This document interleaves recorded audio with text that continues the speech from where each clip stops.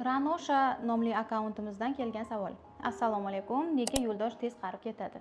Yo'ldosh homila uchun eng muhim sohalardan biri hisoblanadi, chunki u bolani ham ozuqa, ham kislorod bilan ta'minlaydi va keyinchalik tug'ilishigacha bo'lgan muddatda bolani rivojlanishi uchun eng muhim soha hisoblanadi.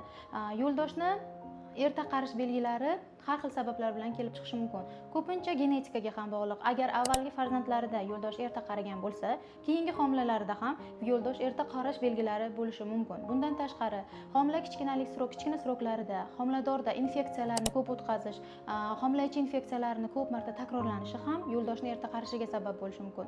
Bundan tashqari, ayol kishida gemoglobin kam bo'lishi, qonning quyuq bo'lishi ham yo'ldoshni erta qarishiga sabab bo'lishi mumkin. Lekin qo'rqmangki, yo'ldoshni erta qarishi bu homilani erta tug'ilishiga belgi hisoblanmaydi.